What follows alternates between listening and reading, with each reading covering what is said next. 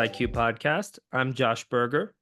And I'm Brian Lomax. And today, Josh and I are going to talk about a specific character strength or skill that is highly correlated to one's happiness, leading a fulfilling life, flourishing in life, and it's zest. It's a bit of a weird word. I don't know what you think about it, Josh, but when you think of zest, it can be a little bit hard to define what that means. I think we all maybe have some sort of visceral reaction to the word. When we hear it, we kind of know it, kind of maybe, in our body we know it. But let's talk about a good definition of zest, and I think then we can start to relate it to tennis.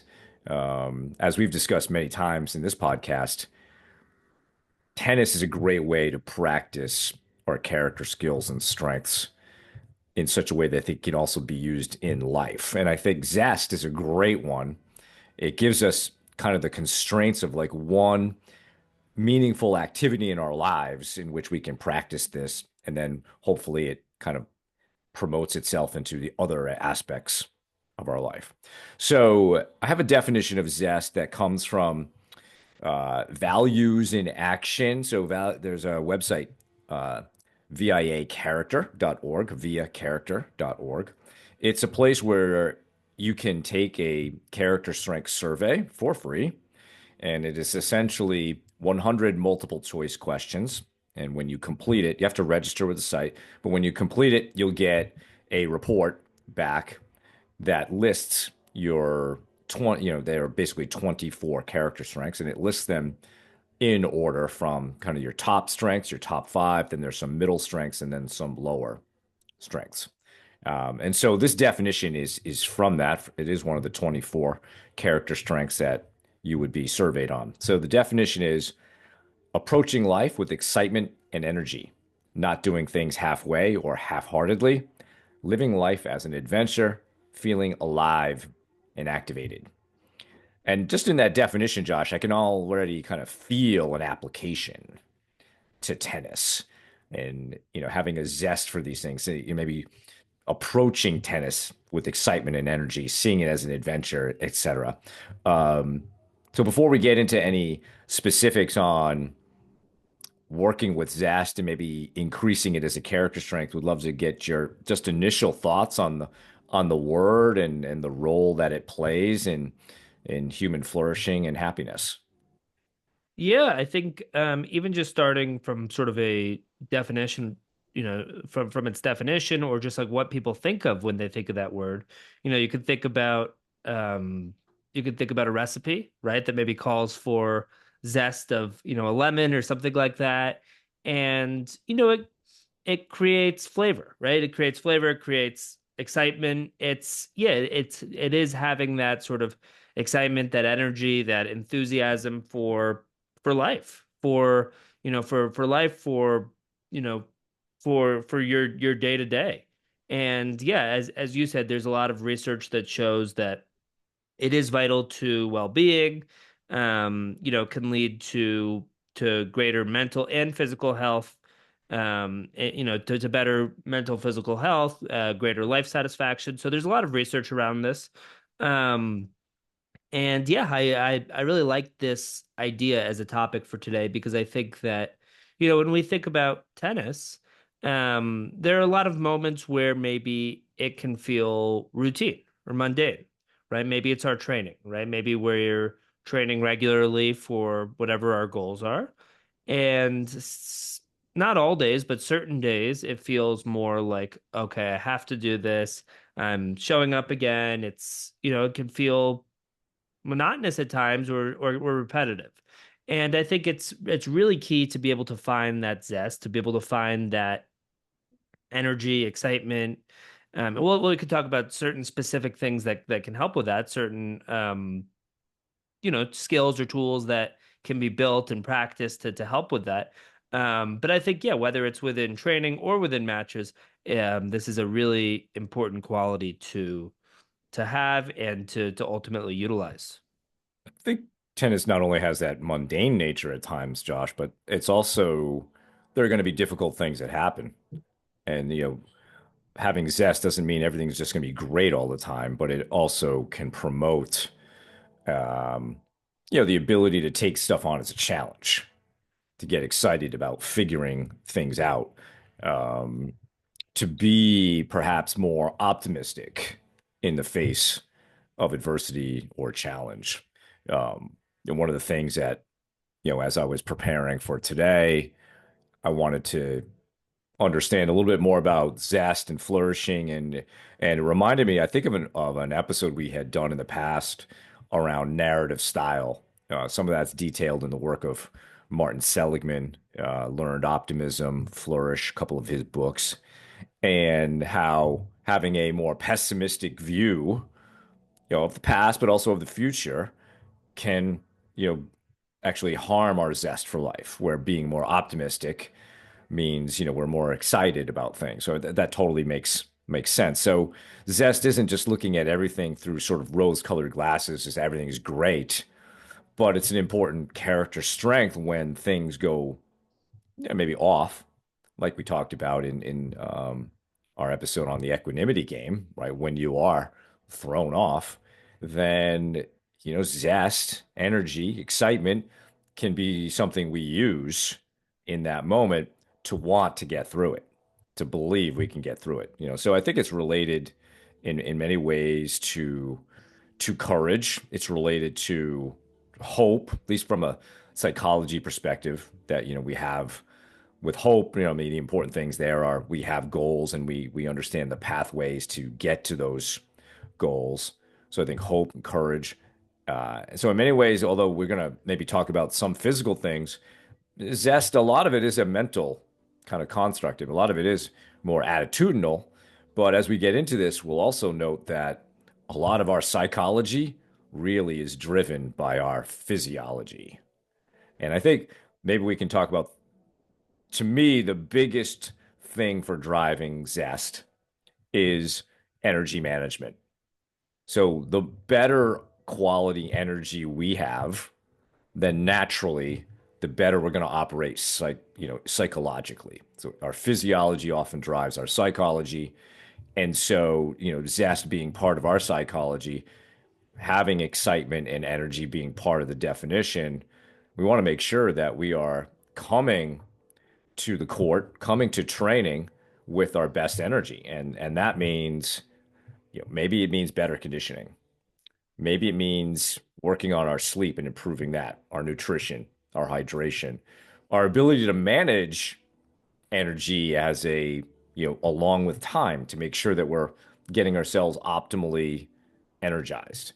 You were telling me, Josh, before we started to record about, a client of yours who will sometimes play 4 or 5 weeks in a row, and that there's a decrease sometimes in energy. Could you maybe get into that a little bit, and maybe we could even use that as an example of how one might get through that from an energy management perspective?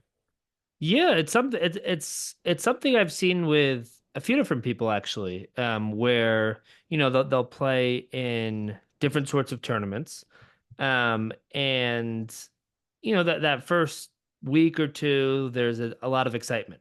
There's a lot of excitement. There's a lot of, I think a lot of focus that goes into it. There's, the ability to utilize a lot of these, different mental skills that we talk about. But somehow after weeks, 3, 4, 5, that could start to fall off, right? The energy piece can start to fade. I think frustration can definitely increase. I think rather than approaching every tournament as a challenge or opportunity, it can start to feel like, okay, this is just another tournament that I have to play. Um, and yeah, and it's something I've definitely seen before with a few different people. And I think, using something like Zest and really trying to approach situations like that, with enthusiasm, right? Trying to understand, okay, this is a challenge in front of me, right? Or this is a challenge and an opportunity in front of me, and how can I treat it that way, right? And I like this idea of trying to live life like an adventure, which Via talks about, And I think that, I think we can apply that to situations like this, right? Where it's like, okay, this is my fourth week on the road, and it'd be easy to, maybe give a half-hearted approach for this tournament, right? Or it'd be easy to not do everything that I possibly can here. But if this is an adventure, if this is a story that I'm trying to write for myself, how can I do that? How can I find that energy? How can I maybe make certain adjustments within my lifestyle, right? Whether it's the nutrition piece, the hydration piece, the sleep piece, the exercise piece, the conditioning piece, right? How can I make adjustments to my lifestyle to maybe account for the fact that I am more tired than I'm used to because I've been on the road, right? Travel can take a lot out of us. Playing in different sorts of tournaments can take a lot out of us as well. So, how can I really embrace, and I think that concept of embracing it is really key as well. How can I embrace the moment in front of me? And this isn't just for people that play in, multiple tournaments in a row. I think I think all sorts of different situations, we can either choose to embrace them or choose to maybe, back away from them. I think, again, going back to this idea of sort of challenge versus threat, when we are able to view I think any sort of situation can be viewed through either of those lenses, right? Where, okay, I'm playing the number one seed in a tournament. Very easy to view that as a threat. Very easy to say, okay, I hope I don't lose 6-love, 6-love. I hope that I don't get embarrassed out there. Right? It's very easy to view it as a threat and think about what could go wrong. But can we view it as a challenge? And I think that word opportunity can also be used here. But can we view it as a challenge and say, okay, well, wow, wouldn't it be cool if I could really compete and give a great match to the number one seed? Wouldn't it be cool if I could beat this number one seed? This is a this I'm challenging myself to really try to compete with this player. This is an opportunity for me to, potentially take down a really strong competitor. So I think when we're viewing things in that way, we're leaning into them. We're embracing the moment. We're embracing that situation. And I think there's other sorts of situations that can be embraced, right? Like, I know a lot of players, they don't like playing, there's a certain playing style that they really don't like. They'll call certain players pushers, or they'll say, "Oh, I don't like playing this type of player. I never like playing them. I never play well against them." And some people will say, "Oh, that's not real tennis." People will say all sorts of different things. But I think it's very common for people to really dislike playing these sorts of players. But I guess I would challenge people to, try to view it differently. Instead of viewing it as a threat and saying, oh, I don't tend to play well against these people, or, or what they're doing is somehow not real tennis, which is not true, by the way. Um, can you view it as a challenge? Can you view it as a way to get better, as to become a better player, right? You want to be the type of player who can successfully take on whoever you're facing. So could this be a challenge for you to do that, to do exactly that, right? Could this be an opportunity for you to become that better, what more well-rounded player? And I think that Zest really connects with this because, when we're able to bring in that energy and enthusiasm for life and for the moment, then we're really able to embrace it, really able to embrace whatever sort of challenge, whatever sort of moment is in front of us, and and be excited about it rather than viewing it as something that we have to do or thinking about what could go wrong. Yeah, I like the fact you use have to there because I find when I look at tennis as an adventure, I think of it as it's tennis is an adventure that you get to be on, not that you have to be on. There's very little have to when it comes to tennis, and it really is all about opportunity. We get to do this. And client that I've been working with for many years, I had suggested to him, I don't know, maybe almost 9, 10 years ago, Josh, that he should go beyond, his region where he plays and start playing national tournaments. And to his credit, he did that.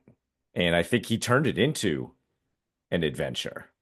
And he hasn't stopped doing that. And I think he approaches it as this idea of an adventure, a journey. He gets to go to these really cool places and play against, interesting people, sometimes challenging people, of course, in different ways. But it's all part of the package. And I think he just approaches every year with this enthusiasm of, right, yeah, I'm excited to design my schedule for this year. So I think that's an example of somebody who's really taken this on and turned his tennis into an adventure and has had the zest before that. I wanted to go back to really the example that you gave me when we were just initially discussing this. You're a player who is playing very high level tournaments 4 or 5 weeks in a row, and maybe week 4 and 5, she's not feeling it, starting to make some excuses. Quality of play goes down. I would imagine that her zest for playing and enthusiasm for playing may go down. So of course, we want to be looking at different solutions there that can maintain zest because, as we said earlier, our physiology often is the biggest driver of our psychology. And so that player could have a couple of choices. It could be that, okay, I need to manage my schedule better such that I'm not playing 4 or 5 weeks in a row. Or it could be, I'm clearly not in good enough condition to play 4 or 5 weeks in a row. And I need to look at my conditioning and my recovery plan so that I can last this long. Because if that might be the nature of the job. And then there are probably a lot of things in between that. It could be looking at the sleep and the nutrition and how that all fits in. But energy management is really so key to driving the quality of our life that we all ought to be paying attention to it. For some of us, that might mean big improvements. For others, it could be tweaks, or maybe you're on point and it's just maintaining what you're doing. But I think it's really important to bring some emphasis to that part of our lives because it does drive anything. Just think about any time that you have been sick. How's your motivation when you're not feeling well? How's your focus? What's your emotional energy like in those situations? And we could change it from being sick to having a couple of nights of poor sleep. Same thing. So really, let's make sure we're paying attention to it because that has a direct connection to Zest.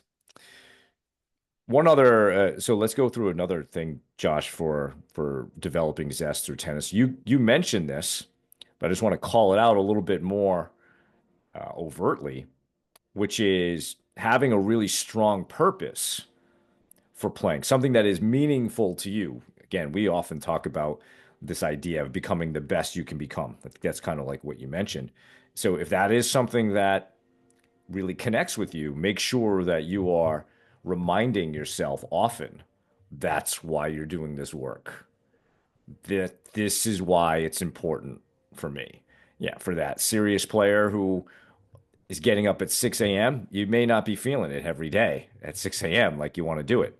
But if it can be connected to a very strong purpose, it could be, yeah, okay, nope, I'm going to do this. I'm going to embrace it. This is what I'm here for. This is what I committed to. Let me bring that energy and enthusiasm to my training this morning. I will get more out of it. Again, this is not a have to, this is a get to. So I think the idea of having real purpose and that you get to choose that, having the agency to choose that is another important part of developing your zest. I totally agree, and I'm glad you mentioned that. And I think there's two pieces. I think there's more than two pieces to that, but I think a couple pieces to highlight are, yeah, doing the work ahead of time, right? Doing the work and understanding, okay, what is my purpose? Can we be able to ask ourselves some of these deeper questions, right? Why am I playing in the first place? What are some of my goals, right? Why do I enjoy this, right? If we can do some of that deeper work ahead of time. And then part two is in the moment, right? At 6 a.m., let's say, with the example that you used, or, you know, eh, when you're down uh against a player that maybe you feel like you should be beating, or you're, halfway through practice and things haven't been going great. In the moment, where maybe you don't feel like it or you don't have the energy, can you connect to that purpose? Can you connect to that purpose? So I think it's the both the macro in terms of establishing it in the first place, but also spending the time to yeah, to really connect to it. And I think, self-talk has a lot to do with that in terms of, can you use your self-talk to really remind yourself of some of these, remind yourself of that big picture purpose that you've outlined, right? It's, for some athletes, it's being able to write it down, right? Maybe writing it down on a piece of paper or a note card or something like that, and then being able to refer back to that, just sort of as that reminder while you're out there, because whether it's practice or a match, in the heat of the moment, it can be sometimes easy to forget about some of these things. So having some sort of a reminder system can be really helpful. And I know there are a lot of athletes that do that. But yeah, I think the purpose piece is really key, and then it's just about how do we implement that. Yeah. And I think, something that goes along with purpose, again, that can help us increase zest is developing this love of learning. And because I think when we look at the best players in the world, they're very curious about their own games. They're very curious about how things work. They really enjoy learning and improving. Enjoyment is often one of the key reasons that players stay involved in the game. Hence another reason for us to be doing this in tennis is enjoyment. Back to our definition of what it means to be competitive, that competitive players enjoy playing the game. So another reason to focus on this. So love of learning, I think, goes with that. It goes with helping us toward the purpose, but also it gets us enthusiastic to be on the court and try to be learning and improving. It also gets us perhaps enthusiastic to reflect on our experiences such that we can develop some insight about what happened so that I can then apply it to the next practice or this week's practice and then maybe get that in a good place to try it out in my next event or somewhere down the road. So I think reflection along with love of learning, those two things will also help our our ability to develop zest as more of an approach to tennis. We can also reflect if we look at maybe reflection and journaling, Josh, reflect on our gratitude for playing this sport, the role that it plays in our lives, because it's not just a pursuit of mastery, but it's also something we choose, right? So there's some agency and autonomy there. And it also is an opportunity to relate to other people, another basic psychological need that we have. And, the more that we can surround ourselves with, at least around, in our team, positive people on our team, there will, of course, be others out there in tournaments and leagues who maybe not be quite as positive, but we are getting to relate. I think if everybody listening to this just reflected for a moment on their own social circles and how tennis has played a role in the development of that, I think it might be, an interesting exercise. When I first moved to Boston in late 1991, um, a friend of mine from I moved from Rhode Island. A friend of mine from Rhode Island, he had gone to law school with somebody who was running a doubles group in the Boston area. So he connected me with him, and then I started playing doubles at this club, the Boston Athletic Club in South Boston, on Monday nights. And I'm still in touch with some of the people that I met, in February 1992 at the Boston Athletic Club. And they're people I've known, obviously since then. So much of my social circle, especially through my 20s and 30s, was based on tennis. And I think the beauty of something like tennis is you can move to any place in the world, Josh, just show up at a club or play a tournament, and you kind of have it sort of just like add water, got instant friends right there. And so tennis, you can be grateful for that. I am grateful for all the great people that it has helped me to meet throughout the years. And so that makes me excited to go out and play more events and meet other people and connect with others, whether they be coaches, parents, players, etc. So I think love of learning, reflecting on those experiences, also great ways to add more zest. Absolutely. I think that that's I think that that's spot on. I would maybe just add it if we're, coming up with sort of a list here. Add in gratitude, right? I think if we can really connect to, some sort of, being thankful, being grateful for being able to play in the first place. I think I think it's a little bit easier to find that energy, enthusiasm, passion, zest that's needed. I think I've shared this before, but I could think of a match. It was actually the one college match that I lost 6-love, 6-love, and it happened to take place at Indian Wells Tennis Garden. And for those who have been there or just watched on TV, it's an incredible place. It's a really, you're in the desert, there's the mountains right there. There's, it's they call it tennis paradise. And I was playing this match there and I was getting absolutely crushed. It was, I don't know, 6-0 in the first set, and let's say it was, I don't know, 3-0 or something in the second set. And I wasn't happy. I was not happy. I was frustrated. I didn't feel like I was playing great. I was playing a really strong player as well. But then I started to look around and I saw the mountains. I saw, just sort of took in the landscape, took in the moment, and, and felt some sort of a sense of gratitude for even having this opportunity to be able to play, at a place with such history and such beauty. And, and did it turn the match around for me? No.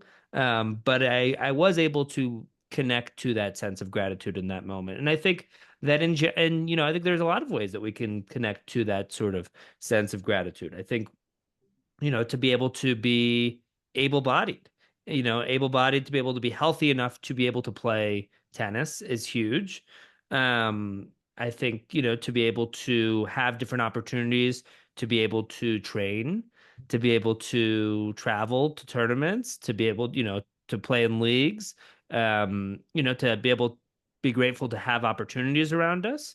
Um, I think there's a lot that everybody, can be grateful for, but that, it's easy to take these things for granted and to maybe not always think about them or not always connect to them. But I think when we are able to connect to that point of gratitude and just really understand, how fortunate we are in a moment, then it's easier to find that energy and enthusiasm. And I think zest becomes, you know, a lot easier to access in a moment like that once we're able to sort of get back to that point of gratitude.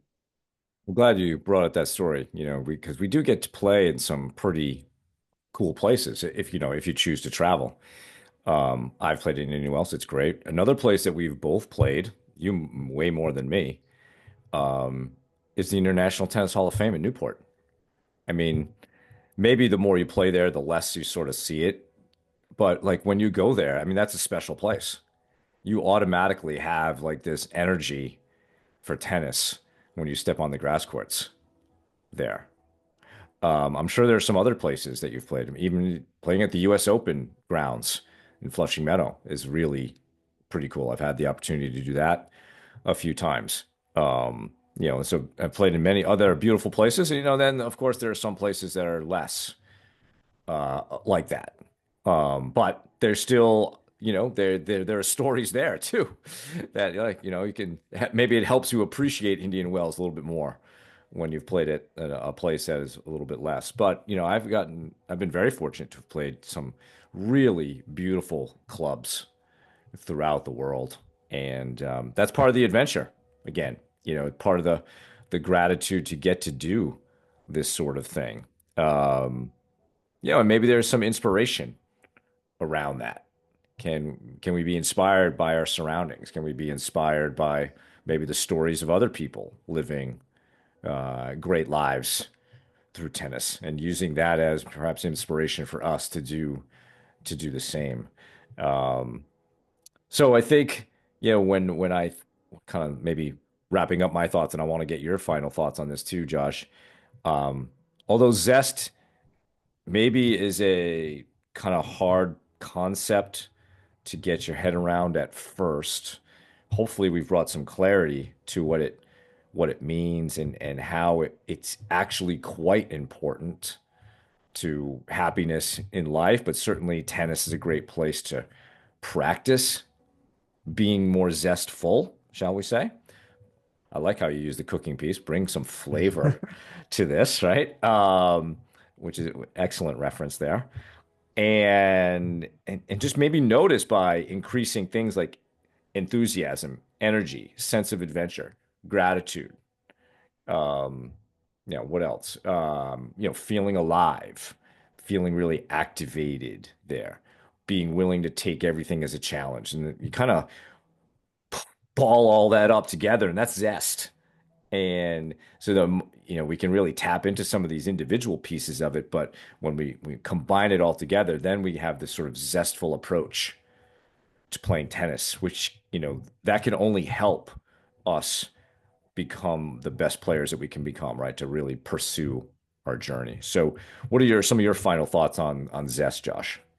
Yeah, I think we've used that term tennis journey a lot in the past, in past episodes, and and what is a journey, right? A journey is, I don't have a definition in front of me, but a journey is something that, we're going out there, it is a lot of, in a lot of ways, an adventure, right? It is, there's ups and downs, there's, it's sort of like the journey of our lives, right? The journey of our lives, or the journey of, let's say you go on a hike, right? And you're taking in different views and scenery, and there's parts of it that are really challenging, and there's parts of it that are easier.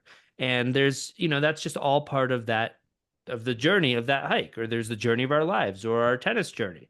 And I think that if we can see that as an adventure and really embrace that, embrace all those different pieces, embrace those ups and downs, embrace those, those opportunities, embrace the challenging moments, embrace, embrace, wow, what a, I am so grateful to be doing this, right? But also be doing the types of things that help us, right? The types of things that increase our energy, right? Getting more sleep, hydration, having better hydration, better nutrition, better stretching, right? So some of these things that, yes, they may seem basic, but they're, just because they're basic doesn't mean that people are necessarily doing them. Um, so I think, yeah, as Brian said, it is a big concept, right? And I think if we could just start to think about some of these different pieces, how some of these different pieces intersect and combine, then we can start to, yeah, really try to approach our day-to-day tennis journey with a little bit more of this, with a little bit more of this zest. And again, a big part of that is how we feel physically. So trying to do the types of things that we need to do to feel the way that we want to feel physically, but then also, yeah, also big picture. Can we connect to that purpose, that gratitude? Can we embrace opportunities in front of us? And then I think what we're left with is that zest, is that, enthusiasm, that excitement for the day to day and for each opportunity that's in front of us. Right. So that's our show for today. Thank you all for listening. For more on today's episode, please check out the show notes. If you have any feedback or questions for the two of us, please email us at tennisiqpodcast@gmail.com. And especially if you have some thoughts on Zest. Also, if you're enjoying the content that Josh and I discuss on the show, please rate and review the podcast so other tennis enthusiasts can find it more easily. Additionally, to be notified of new episodes, please subscribe to the show on your podcast platform of choice, including YouTube. You can also check us out on Instagram. Thanks again, and we'll talk to you soon in our next episode.